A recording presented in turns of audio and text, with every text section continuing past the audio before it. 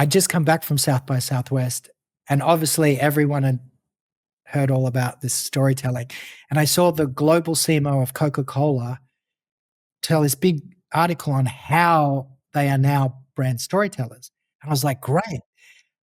And then I'm looking at everything, reading everything. I'm like, he's not telling a story. He's just using the buzzword of storytelling. And I see it again and again. Like, I just went to South by Southwest a few months ago, and AI was the biggest topic, but the number 2 topic was storytelling. I was like, wow, it's even grown since 9 years ago.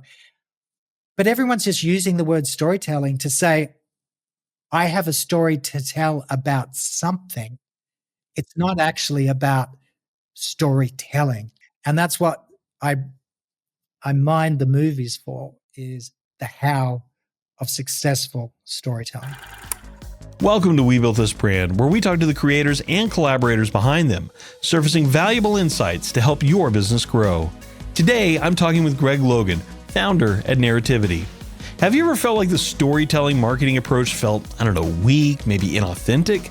Well, today Greg and I talked about how brands can move beyond just using storytelling as a buzzword and actually start implementing proven Hollywood storytelling formulas that engage customers emotionally and drive real business results. We also discuss specific storytelling frameworks and real case studies of brands that transformed their messaging and achieved breakthrough success, like one company that became the #1 independent funder in the UK, and 1907 Water, which landed a national deal with Whole Foods.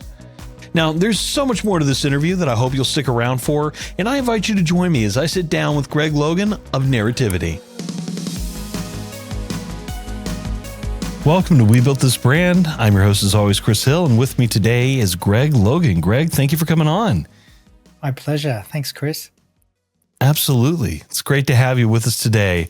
You've got quite the interesting background in branding, storytelling, and a lot of what we talk about on this podcast, which is building brands and building and telling stories with brands. So I'm really excited to dive in and talk about everything that you've done, your history, and then what you're doing today. So with that said, we typically start by just getting a little bit of your background, learning a little bit of your story, if you will. So would just love for you to share with the audience a little bit of like where you got your start and kind of what's led you into what you're doing now as an author.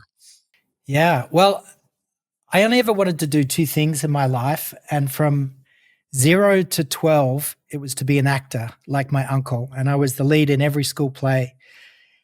And I said to my mum, why does Uncle Peter give us really cheap Christmas presents? And she said, actors don't make very much money. And I was horrified. So I never stepped on stage again. That was the end of that career. And I loved the TV show Bewitched. And I loved what Darren Stevens did. And I said to my mum, what does he do? She said, he's a creative in advertising. And I said, he makes lots of money, doesn't he? And she said, yes. And I was like, that's what I'm going to do. So all through high school, from even before I started high school, I knew that's what I wanted to do. And I left high school, and at 19, I got a job at Leo Burnett Advertising, one of the huge networks in the whole world. And I did really, really well very quickly. It was just something that's in me. I left Australia. I'm an Aussie. I left Australia to travel backpacking for a year, and then I got a job at Leo Burnett Milan as the creative director at 25 years of age. And I worked for Burnett's for about 17 years in different countries and loved every minute of it. I only left to start my own agency, which I sold to WPP after 4 years. They put me into a much bigger brand and design company to expand their advertising. And I got to understand tone of voice a lot better there. And then I was starting to have Groundhog Day. So it was over 3 decades. And I left advertising and created reality TV shows. I won the best new reality TV format at Cannes at the big TV festival. I had a global deal with Warner Brothers. I got CAA as an agent. I moved to LA. And very quickly, my life was completely different. Doing very well at that. I sold 12 reality TV shows in 18 months to the biggest networks and production companies. But nothing would happen, and I was getting a bit frustrated, and I started seeing more and more why brands should become better storytellers. And I realized that no one was telling me how. So I thought, I'm going to do the how. And I put my two worlds together to create Narrativity, which is a brand storytelling business that takes the formulas movies use to hook us in and that work perfectly for brands. So that's how I got to be here today. That is fascinating. So when you say that you were developing reality television shows and things like that, like, and you were selling them, you said nothing would happen. Does that mean like you would sell these ideas and then they would just sit on a shelf basically? Yeah, pretty much. So how reality TV works is you obviously don't have to have a script. So you have to get the network or production company really excited about the idea. And coming from advertising and spending decades answering a brief very creatively, I was able to do that very, very easily with a much broader scope than a 30-second commercial that I had to have all these proof points in. It would be more like, we need a cooking show that can work 5 nights a week, or we need a new dating show to follow this one, or whatever it was. I was great at creating ideas. I was great at creating something that was familiar but had a fresh take to it. And I was very good at creating a catchy name and a line. And what I would do is I would basically create an outline for the show, how it would work, and I would sell it for about $5,000 to $10,000 to these companies, who would then say, "We are experts in making this. We'll go off and make it." But that's where it just would disappear into the ether. And look, I know there's quite a few of my shows that have been made, but they've evolved into something else, so they didn't have to pay me. But you know what? While everyone said you're doing so well, but I was like, well, nothing's actually being made. But the reality TV served its purpose because it took me to America. And it's where I had the idea for Narrativity and for the brand storytelling, and putting these two worlds together. I was uniquely placed because I had such an incredible understanding of brands and what brands need, but I also understood storytelling and how movies and entertainment use all these incredible formulas to keep us engaged. And I was able to put those two things together. Yeah. So tell me a little bit about Narrativity then. So you've gotten to this point where you've created all this, all this IP, and now you're starting this agency. Like what was the real focus, or what is the real focus of Narrativity? Well, as I said, it was to give brands the how of brand storytelling, to stop being so rational and tell a far more engagingly emotional story that draws customers in. The world's changed. When I started in advertising, you could just put ads on TV and tell everyone your product points and it would work.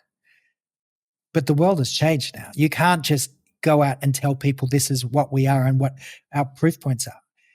You have to engage your audience, and you have to make them become fans, make them want you.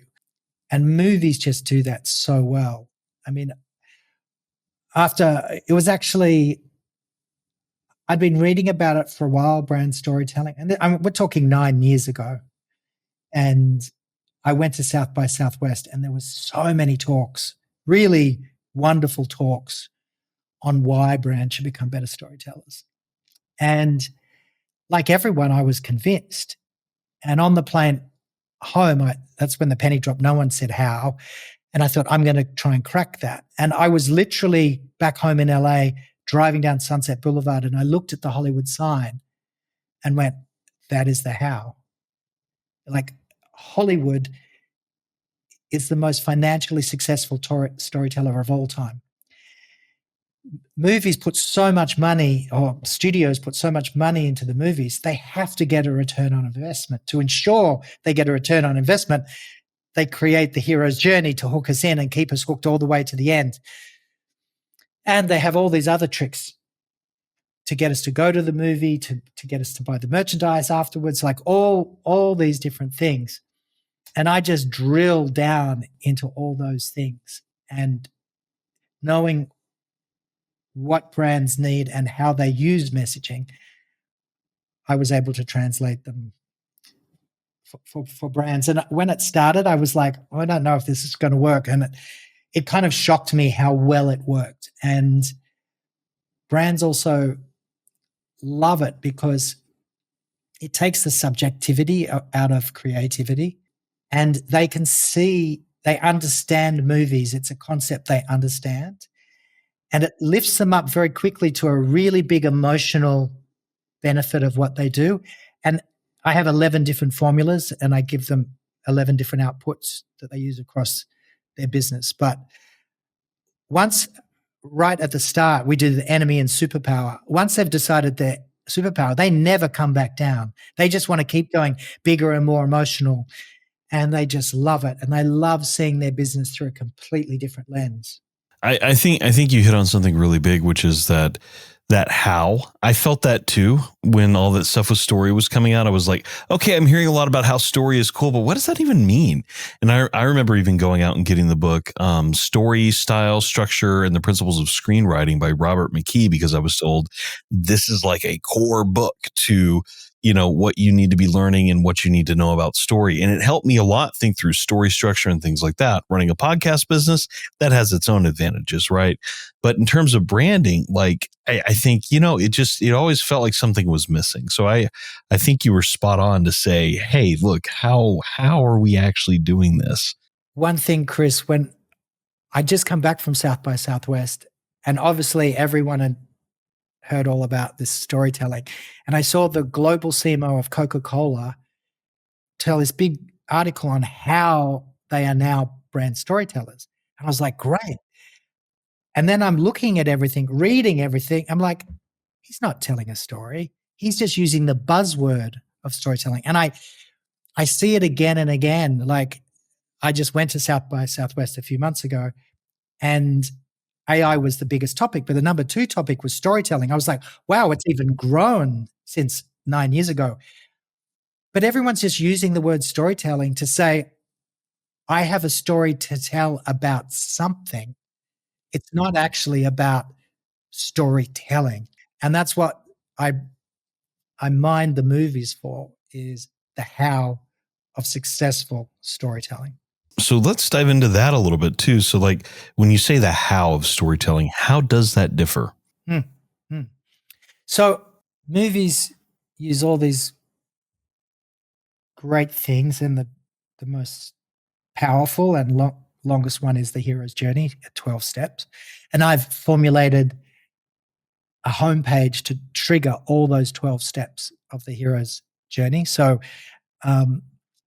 it keeps you scrolling from top to bottom of your homepage. But a brand doesn't work in a 2.5 hour condensed format like a movie does. So that was me using my knowledge of brands and how a brand works. So what I do for my clients is I create their genre, defining the kind of story they want to tell, their enemy and superpower, and their superpower is their brand essence, their quest, which is their customer mission, their love story, which is their main story, their backstory, which is about us, their controlling idea, which is their customer value proposition, their synopsis, which is their key proof points. And I've broken these down, and each one of those has a formula to get us there quickly, and more importantly, to put their audience at the heart of every single formula. So each time, so when we do the quest, the brand is not the hero, it's the audience. And so I go, who's your audience? Now, what value do you add to their lives? And all of a sudden you become relevant to them, rather than just talking about how great we are. So yeah, I have a full suite and breaking it down creates the how. That makes sense. Yeah, breaking it down, figuring out, that, I mean, even who the hero of the story is. I mean, we know it's the customer, right? But like, what hero is it? Is it Luke Skywalker? Is it, Indiana Jones? Is it, Mickey Mouse? Who is that character? Who is that person you're trying to go after? I'm sure that persona plays a lot into it as well. For sure. And especially when we create a distinctive tone of voice, brands will default to the corporate buzzwords they know and go, our personality is trustworthy, genuine, passionate, blah, blah, blah. And I go, if you had like a famous actor or a famous person to represent you, you had all the money in the world, you could afford anyone, who would it be? And then they tell me, and I go, yeah, but why? And then they create some really interesting personality traits that then inform a more interesting tone of voice. So yeah, it's just seeing a brand through the lens of movies and emotion and the customer makes a huge difference. Yeah, I think it absolutely does, and it's when you're pulled into a story, you're more likely to be involved in the narrative, or want to be involved in that narrative, I think, or avoid the narrative depending on, I guess, the story that's being told. If it's insurance, like I think of Mayhem or something like that from what's the name? What is that brand? Why can't I think of it right now? The one insurance I'm talking about. Yes, I do. Oh my gosh, I can't believe I'm blanking on this. It's going to drive me crazy. The actor from Whiplash. Yes. We'll think of it. But Allstate, that's who it is. Allstate. Thank you. Yeah. That was going to drive me crazy. But yeah, they're really engaging. It's insurance, but people don't do it enough. Yeah. Yeah. Or they try to follow maybe a basic formula that they think works and doesn't get them in the direction that they want to go, or they end up just retelling their story without thinking about the customer first. I think it's important to be customer first, of course, when you're thinking about your brand. Yeah. I mean, so many brands say, we're really consumer focused now. We put the consumer first. And I was like, well, I hope so. Like, why all of a sudden is that a new thing? But they say that, and then they just talk about themselves. And my clients are having phenomenal success because we put the audience at the heart of it. And I ask them, what's their greatest tension? Not yours. What's your audience's greatest tension?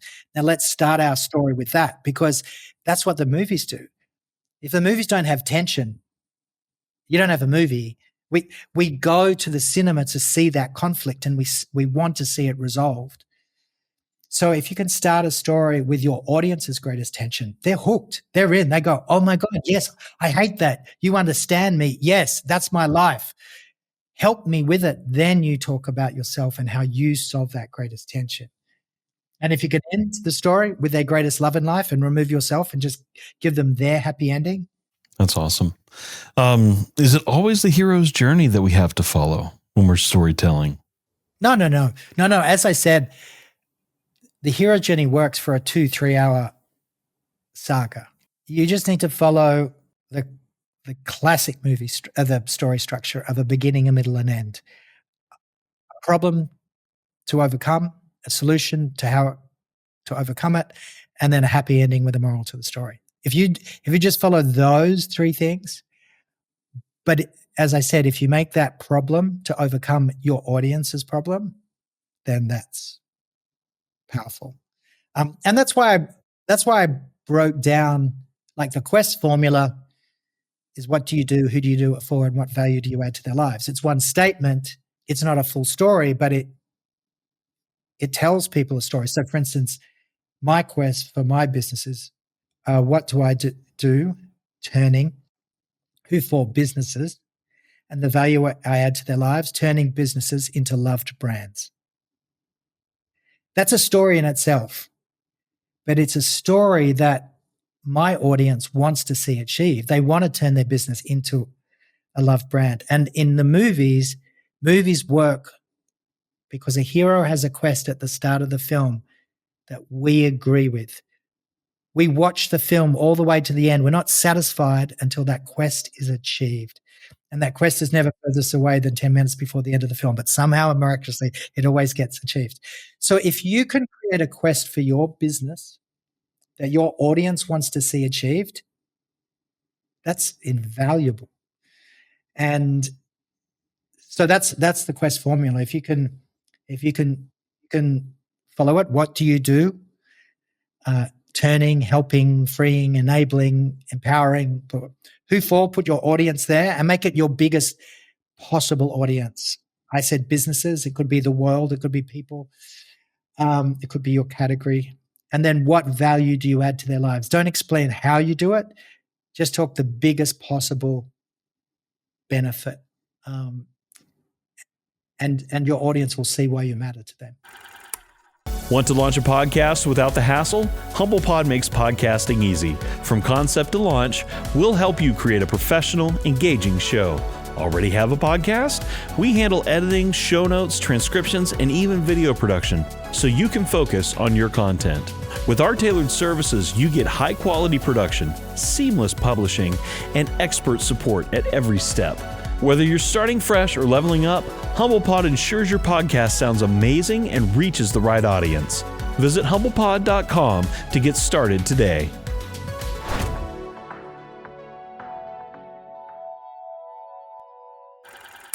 That's really neat. Do you have any, I'm just curious if you've had any brands you've worked with that you're able to share that might say, hey, look, we really made a big transformation. Here's how we did it.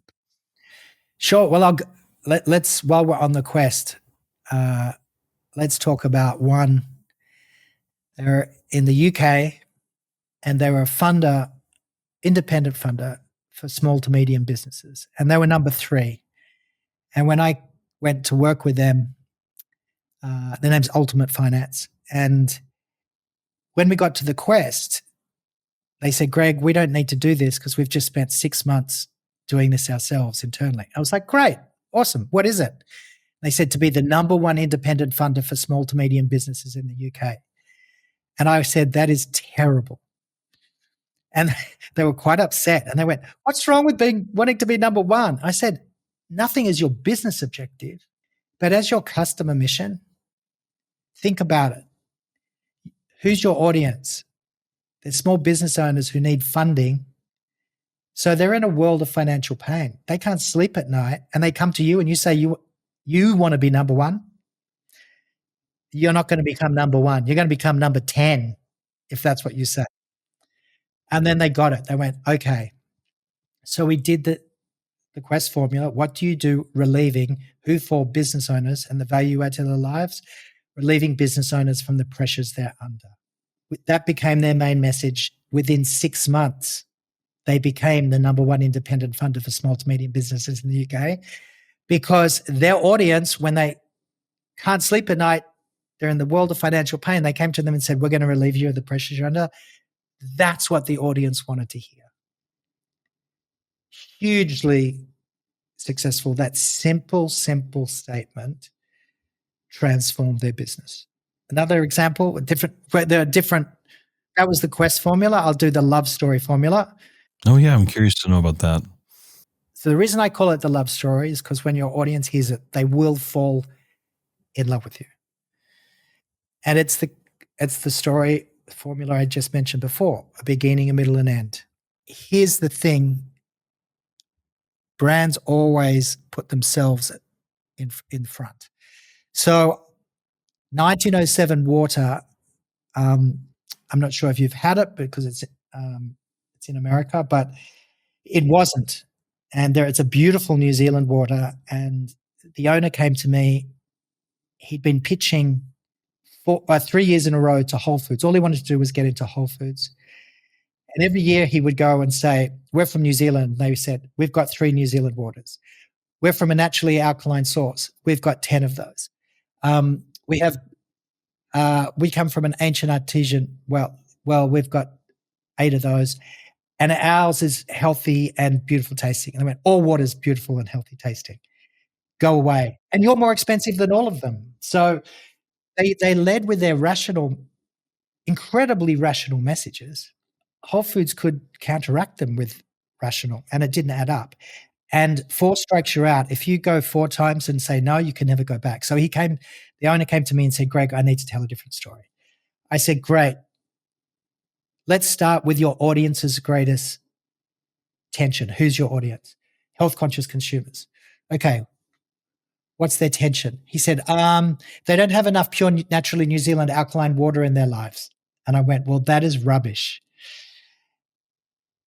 And we came to their lives are busy and getting busier, because I said, remove yourself from the equation. It's not about you.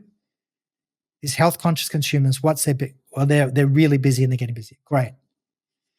Now, how do you solve that? And then that led to this story. And starting with the tension. Now more than ever, we crave the uncomplicated, the unadorned, and untainted. 1907, water is nature's remedy for the modern world. From this ancient artesian source, water continually rises to the surface to rebalance and replenish our bodies from daily stresses. All we do to this constant gift from nature is bottle it. Isn't that refreshing? They told that story to Whole Foods and they signed them up nationally. And you can see it very different. They weren't leading with all their messages. They just told a beautiful story about their product and the role it plays in their customer's life. And Dion, the owner, said, why this year? And they pointed to the screen and said, you understand our customer. Now, talking about success, they were only in New Zealand. He achieved his dream of getting in Whole Foods. They signed them up nationally, but now they're in Trader Joe's, Ralph's, Vons, Air One.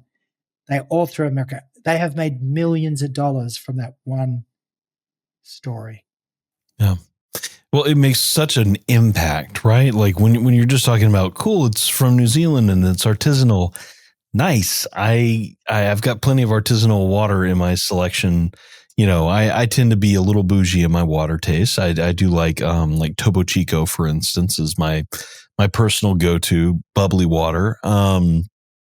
And, you know, for me, like you telling me that story makes me go, oh, I should check them out. Like that sounds like an interesting brand. They've got a story that, you know, is speaking to me. You know, it's refreshing. It's going to help me through my day or be a part, like all of that stuff. It invites me into the story of the brand as opposed to, yeah, cool, we're from New Zealand. I mean, I love things from New Zealand, like Flight of the Conchords and any, you know, Taika Waititi and any of the wonderful foods that come from New Zealand as well. But, you know, at the same point, like that's not going to make me want it. What's going to make me want it is more of a story about why it's important to me. Exactly. And when you start a story with now more than ever, we crave the uncomplicated, the unadorned and untainted, you're in. Right. And when you end that story with all we do to this constant gift from nature is bottle it, isn't that refreshing? It's so perfect. Oh, here's a little trick. That little question at the end is so powerful. And here's the mistake brands make. They always start a story with a question. Are you tired of your normal water? So our brains are hardwired to answer any question that's put in front of us. So when you say, are you tired of your current water? You love your current water. So you go, no, I'm not tired of it. You block yourself up from the rest of the message. But if you end your story with, isn't that what you want? Don't we all want that? Isn't that refreshing? You answer it, yes, that is. So our brains will answer it, but pose your question at the end, not at the start. That's clever. I hadn't never thought of it like that. That makes a lot of sense. I'm like, where can I use that now? That's my new question. That's fascinating. Because you're also not leading them.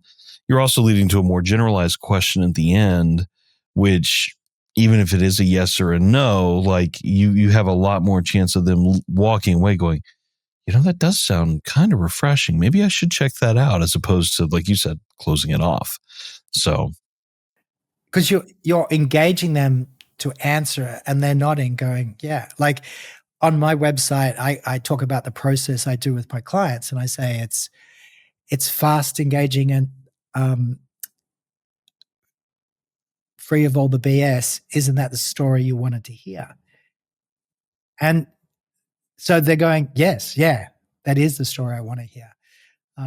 It's a very powerful thing.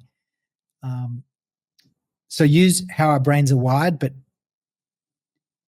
you'll stuff yourself up if you start a question, because unless your question is definitely a yes, and often it's a no, it's not going to work. Yeah. Yeah. But if you stood around for the message, I think that makes an impact too. Because even if you say no, you've heard the message. So you may walk away and go, but you know what? I'm aware of that brand, and I keep seeing them in Whole Foods now. Maybe I'll try a little bit. Actually, if you like water, you should try 1907 water. It sounds weird, but it is different. Like it has a silkiness that comes from this artesian source. And when I was talking to Dion and I said, okay, so how do you solve it? And he said, Greg, I don't know. Seriously, all we do is we just kneel down in this cave and we put a bottle in and put a cap on. We do nothing. And I said, well, that's not true. Their lives are busy and getting busier, and you're the simplest thing in their world. That's what you do. And that was the happy ending. All we do to this constant gift from nature is bottle it. So yeah, it's a beautiful water. Try it out. Yeah, I will. I'll check it out. That sounds awesome. Well, cool. Well, Greg, I'm walking away from this with a lot of really good insight here. I really appreciate your time today. This is really cool. As we wrap up the conversation, I always like to end with a question of what brand do you admire the most right now? And I might add one on to that just because we've talked movies and entertainment as well. Maybe what is a I won't limit it to movies, but what is a story for you that you admire the most? Sure. Okay. So brand that's doing brand storytelling really well, or brand I admire right now, is any brand that you admire right now. My number one job with my clients is stop them conforming to the conventions of the category. And Liquid Death is subverting and twisting every convention of the category on its head in the most perversive way. And boy, is it working. And, I saw it in TV. I saw it in advertising. People are just so in business, people are so nervous to do anything different. But to me, the greatest risk is not doing anything different. The more you sound the same. That's why I think Liquid Death is doing such a brilliant job as a brand and with its storytelling and just doing things really, really differently. So if we take that into TV, there's things like White Lotus. I love White Lotus. Clever construct. Every season we're in a different White Lotus or in a different location, different characters, but we can thread them through and they can come in and out, playing with the formula again. And it's really engaging and it's different and it's hugely successful because of that. And I would have to say, in the last few years, movies that I've just really loved. Last year was Poor Things, which Emma Stone won the Oscar for Best Actress. It was one of the most wonderfully inventive, certainly visually, the most visually fresh film I've seen maybe ever. Probably my favorite, maybe of all time, but certainly this decade, was Parasite.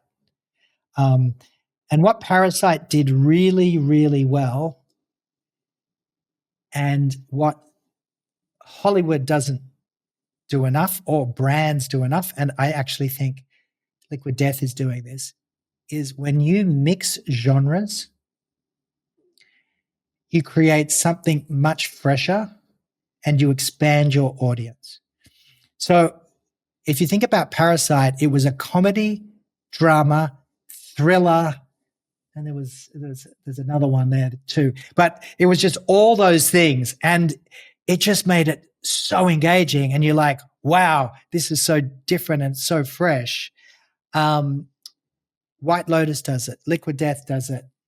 Poor Things did it. So if you can mix genres, you are going to expand your audience, and you're going to entertain your audience much more because it just feels so much fresher. Yeah, that's great. I mean, Liquid Death for sure. We've heard that a lot on the show, and that's not a bad thing. I think they really are doing a lot of what you're saying, and I think that at some point, we need to call out to them to interview them. I mean, honestly, at this point, we hear about them so much, but yeah, I love the way they're subverting their space, if you will, because yeah, it's Liquid Death, but all it is water, or flavored water or carbonated water. And the things that they've done, I'm a big fan of them. They did that.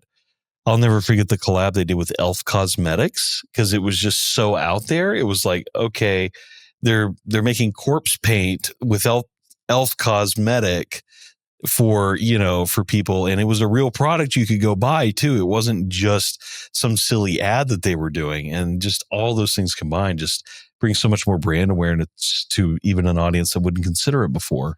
Well, they've just done, it's been all over the internet, but they've just done that commercial where all the actors for the first time were all AI. So everything was AI, including the actors. Now, what was incredible about that was you would think that the brand that did that would get such a hard time from the world saying, this is the end for movie making, this is the end for actors, this is the end. But it was so funny. It was so well written. It was so well done. And they owned it. Like they said, we did this all in AI. Like, look what you could do. But the storytelling was so genius that everyone applauded them rather than gave them a hard time about it. So that's pretty clever. Yeah, I think the way they leveraged AI for that ad, I thought was really, really neat. And I think when you still have someone at the core who's telling the story, and it's not being left up to a robot to tell the story or to tell the dialogue, it makes a big difference in how that overall delivery comes out, especially when you have, a human editor maybe at the end helping with the timing and the cuts and the generation of the content. Like there's a world in which I think AI will be a huge help for media and content. But there's also, I think it'll be more help than harm in the end. We just aren't there with how to really physically deal with that in a lot of cases. And some people are just so afraid of it, that they're running to the hills. But the people that embrace it create incredible content. I could go on a whole other interview about that, conversation about that.